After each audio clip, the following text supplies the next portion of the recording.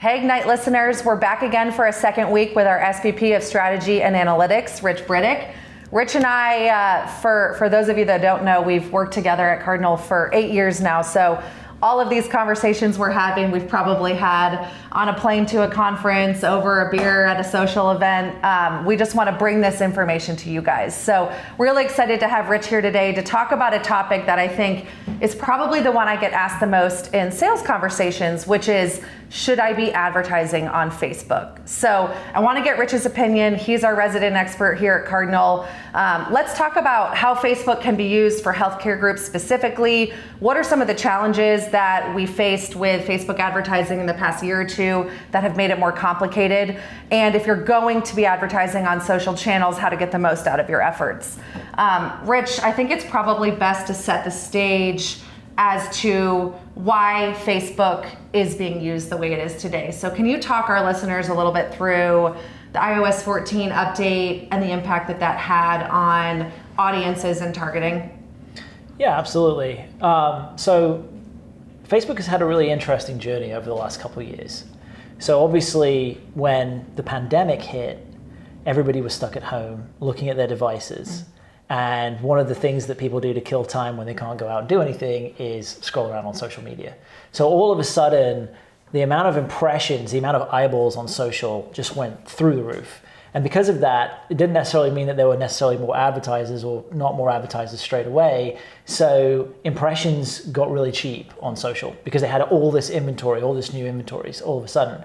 And so that was kind of like this golden resurgence of Facebook. And then we had Cambridge Analytica and all of these data sort of leaks and concerns, and privacy was all over the news in multiple countries, and the EU was cracking down on Facebook. And that really precipitated iOS 14 and some of these Facebook algorithm updates, whereby Facebook no longer had enough data to really be as useful as it has been in the past from a targeting point of view. And Facebook itself, sort of just seeing where everything was going, decided to natively restrict some of the audiences that you could target so that it would not be, under the limelight as much in terms of some of these privacy concerns. So you had iOS 14, but then you've had multiple updates since iOS 14 where Facebook has become more and more restrictive and has had less and less data to essentially optimize towards, which makes, from a demand generation point of view, makes it slightly more difficult for advertisers, and advertisers have really had to pivot in the way that they utilize Facebook. It's not this sort of DR engine necessarily that it used to be, unless you have a couple of things going for you in terms of how you set it up and the data that you can provide to Facebook to make it effective. For the people listening that maybe don't know what the details of the restrictions are, can you give some examples of the types of audiences that we used to have that we don't anymore? Yeah, you used to be able to get a lot of interest audiences. So, and interest audiences are going to be based on sort of the things that you like on social, but then also things that you're doing off social, right? So, Facebook has data on you as a user and knows where you've been around online on the internet. Same with all of these kind of advertising giants, like Google knows the same thing. If you've ever seen sort of affinity segments in Google, it's the same thing with Facebook, right? They basically know this person is interested in this healthcare procedure, or buying a car or buying a house, etc. And so Facebook had all of these native interest audiences that were built into the platform that you could just target, and some of these have gone away, and obviously some of them have remained but are less effective because Facebook is not looking at as much data as it used to have to build out those audience profiles and make sure that person really is in the market looking for that thing.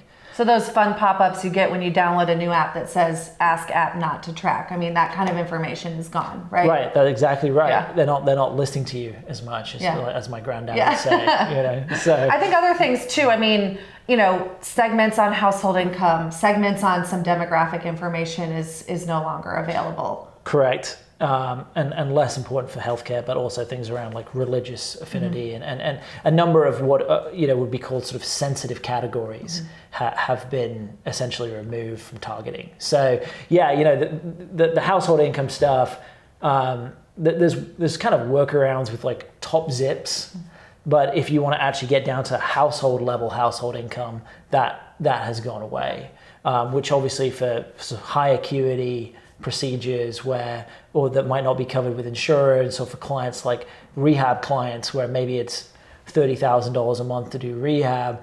If you were targeting people for that kind of messaging, then you would want to know that they had the sort of financial clout in order to be a qualified individual for your services. Yep. Okay, so we know that those things are gone, never to return. So we've got to pivot. And what's happened is a lot of companies moved budget onto social while the going was good, and then got hit with these massive shifts in their performance. So they're coming to their agencies and saying, pull my money, this isn't working anymore. For those that are either, stuck it out or are now coming back and saying, I want to try it again, what is the right approach to building audiences? Yeah, so typically it's going to be a full funnel approach. And before I get into, I guess, that piece, really what I should say is temper your expectation around social and really understand what social is for. It's maybe in the good old days, social was like essentially a DR companion to search where you could get cheap leads. But now that's not necessarily social's primary focus, right? And social has a place in the media mix, but it shouldn't be just something that you just compare to search, right? Which is what a lot of people will do. They'll say, okay, I'm getting a $30 CPA on PPC. Why am I not getting a $30 CPA on social? And you can get good CPAs on social, especially through remarketing efforts. But it's not purely what social should be used for. You should be using social to increase brand awareness. If you're entering into a new market and you want to support a de novo opening, perhaps you're looking to basically tap into a new audience, right? Like search is the people who are holding up their hands, who are solution aware, and they are seeking out your solution or a solution like yours. But maybe there's a whole section above them which is problem aware or unaware, where search cannot reach them. Or if you do want to reach someone on search, you've got to be on some really broad exploratory keywords that generally don't inside their mind. Don't tend to do very well, right? Like, why does my tooth hurt or something, which most of our advertisers don't spend money on those because it's not worth it. So social can be great for attracting that audience, but then you wouldn't want to just target the top of the funnel. So then you build a full funnel strategy. And so that full funnel strategy is going to be, let me educate users or try and build an emotional connection with them at the top of the funnel. And to do that, let me use video, right? And 15 to 30 second video, telling a story about the brand, explaining the category potentially, right? So, maybe you've had, some issue, some medical issue, and there's this kind of revolutionary new treatment for it. And really you're talking to the category of that treatment necessarily more so than your company itself, right? You're like, you should get this amazing procedure because it will help you, right? And so they watch that video and they're super interested, and you kind of present the brand and intro the brand to them, but it's not a heavy brand play, right? And typically they're watching that video for maybe 2 cents, 3 cents. So you're getting a lot of quality time with that prospect for very little money at all, right? And then once you've got a warm lead that has watched that video, or maybe multiple videos at the top of the funnel if you've got enough video content, then you can push them down to the middle of the funnel, and then you're really presenting your brand and why your solution is the best, why you're the best at providing that procedure. Maybe you have the best insurance that you accept. Maybe you can get them in fastest. Maybe you've got the best specialist. All of those kind of value props around why should I choose you to get this procedure done. And then the bottom of the funnel is, let me drive you back to the landing page and get you to convert right now. Let me get you to book that appointment. Let me get you to, phone us and find out more, or get triaged, or whatever the call to action might be, free consultation, et cetera, et cetera. So that is how you can deploy social. It's really kind of a scaling approach, and it's really a great way to tell a much more complex story, a much more complex narrative than maybe just a search interaction where they read a text ad and then they go to a landing page. Through social, you can obviously expose them to multiple videos, multiple different creative types throughout the funnel, all talking about slightly different things, all giving you kind of that 360 view of the service and the offering. And then they're finally getting to that landing page and then taking that action. They tend to be a lot more educated if you create that funnel strategy that way. Now, some tactical advice for our listeners. So you talked about if they are qualified at the top, move them down. If they're qualified in the middle, move them down. What are the signals of success at the top, middle, and bottom? Like what do you need to tag? What do you need to be looking out for? Yeah, so typically, and that's why longer videos at the top of the funnel have an advantage, right? One, because you can tell a richer story and you can really educate. But two, because if I've got a 30-second video and you find a user that's watched 75% of your 30-second video, which is 22 seconds, I must be really engaged, right? But if I've only got a 7-second video and I watch 75% of it, that's only 5 seconds. Could have been an accidental. Yeah, I might not really be engaged. Yeah. I'm just slow to scroll, right? So if you have a longer video, you have more certainty that the person who watched up to a certain percentage was really engaged in your content. And is 75% the magical number? I'd say anywhere between 50 to 75% of the other kind of completion goals that we play around with, depending on how long the video is, depending on, what the content structure of the video as well, right? Because if maybe if you're saying everything that you need to say in the first 50%, having them just get to 50% is a fine completion rate because they've seen most of the content that matters. Okay, so they watch 75%. So we're going to put them into a new audience, and then what are we going to do with them? And then we're going to target them with middle of the funnel messaging. And middle of the funnel messaging is going to be stuff like, this is why we're better than competitor A, this is why we're better than competitor B, and it's going to be more about true differentiation and value prop focused. And those campaigns are going to drive you to a landing page. So the objective is, it's kind of a traffic objective, except they're set up as conversion campaigns, because the nuance here is you don't just want any traffic, right? Because a lot of social traffic, you go to the landing page and people will bounce after 2 or 3 seconds. That is unqualified traffic. And you don't want to be then remarketing to those people if they've only spent 2 seconds on the website because it's not what they thought it was. So what we do is we set up a conversion called a qualified landing page view, which is they've spent a certain amount of time on the website, and they've reached a certain scroll depth. So they've looked at a certain amount of content on the page.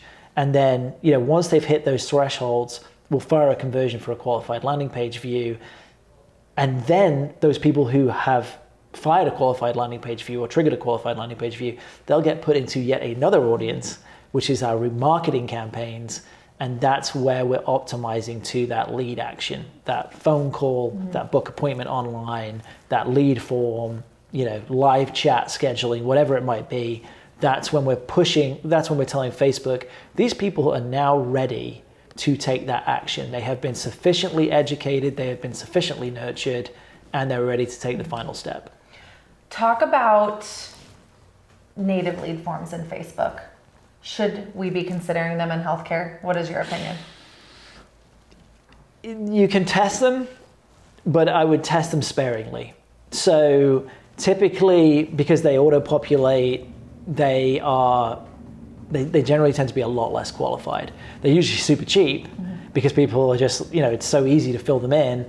But we've had feedback from clients where they'll call these leads and it's like, I didn't submit a lead form. I don't know who you are. I have no idea who you're talking about. And so I think with some of those issues, you've got to be very sparing about how you use them. If I was going to use lead forms, I would do it in remarketing campaigns at the very bottom of the funnel, whereby I know they've already been to my landing page, they have already consumed my video content, they 100% know who I am, they could not mistake my brand for another brand, and therefore you could make it easier for them to convert by having a lead form. However, they're probably motivated enough at that point to just go to the landing page and fill out a form. Yep. So So we're willing to try it. Come to us, we'll tell you, we don't recommend it, but we're never against a test. 100%. Yeah, okay. Okay, one of the other biggest mistakes that I think we should address is creative. So you've given some tips throughout this conversation, but I'm a new advertiser, I've maxed out my search, and I'm a dentist, for example, I wanna expand into Facebook. I just have statics. Should I hold on running these campaigns and really think through my messaging strategy before going live, or is there a way that I can go live now and work on my creative over time? Probably the latter. So if you just had statics, obviously we wouldn't recommend top of the funnel, right? Because you can't really create a very compelling emotional connection, and it's harder to educate if you've just got statics. Facebook has ways now where you can compile a bunch of statics into something that feels like a slideshow kind of video. So that makes it a little bit richer and more interactive, but ultimately it's just a bunch of pictures, just a bunch of images that are cycling through, right? So, but you could start with the middle of the funnel and the top of the funnel structure. And you could, because all of these audiences are going to be new and untapped, you could target a bunch of spend in the middle of the funnel, and just hope that you could yield some kind of purpose, right, from that effort. So driving a lot of traffic to landing pages through middle of the funnel audiences, and then seeing how many of those become qualified landing page views that you can then remarket to.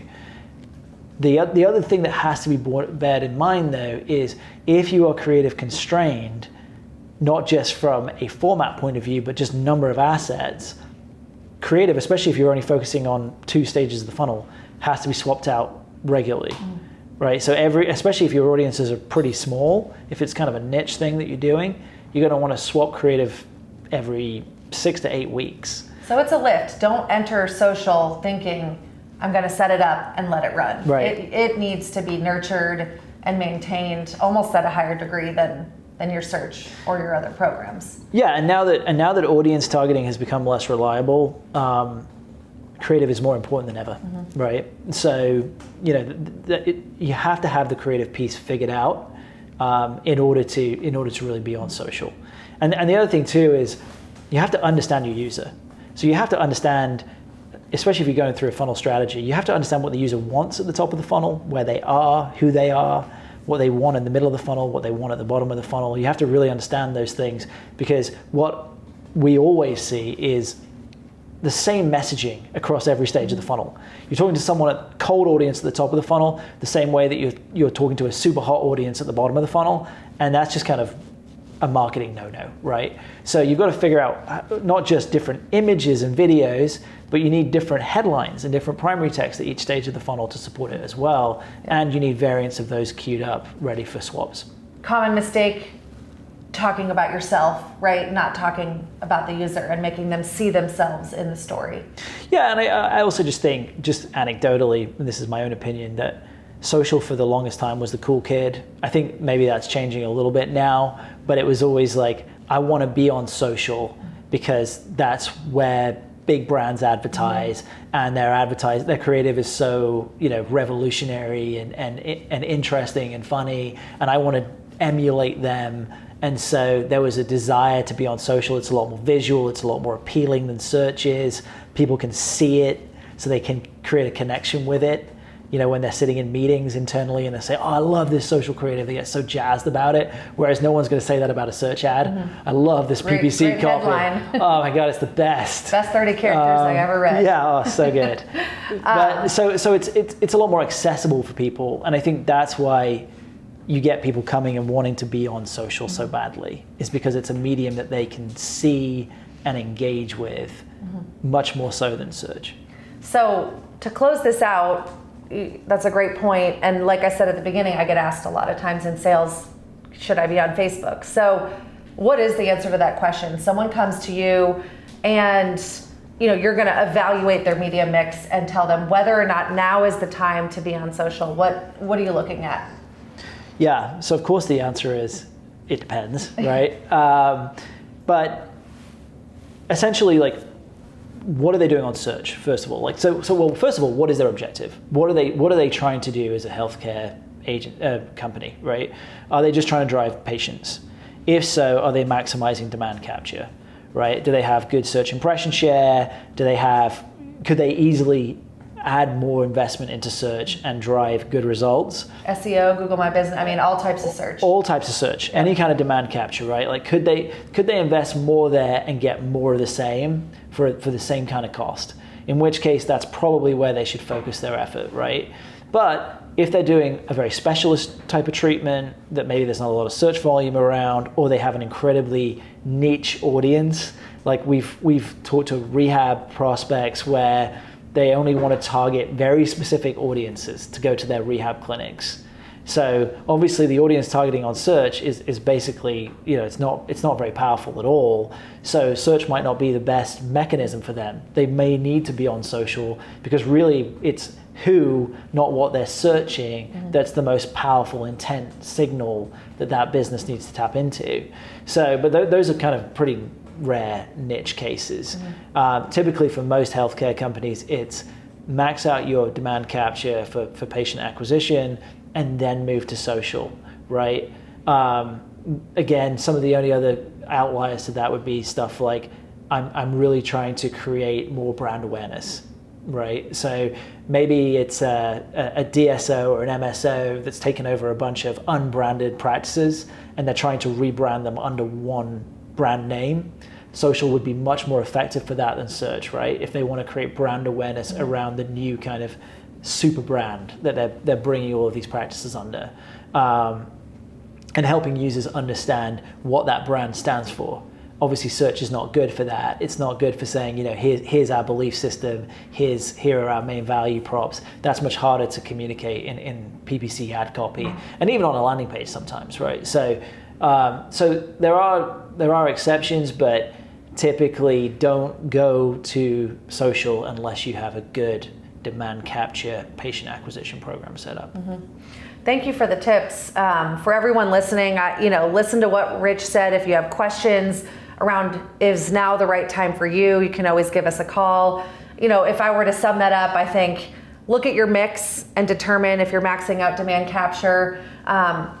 Go into it knowing your audience and have done the exercise to understand who they are and what they need at various stages of the funnel, and then develop the messaging specific to that. Don't just come to us and say, I want to be on Facebook, here's one picture and one headline, and make it work. Right. Awesome. Thanks for joining, Rich. Thank you guys for listening. Please like, subscribe, follow us on wherever you're listening to the podcast today, and we hope to see you next time.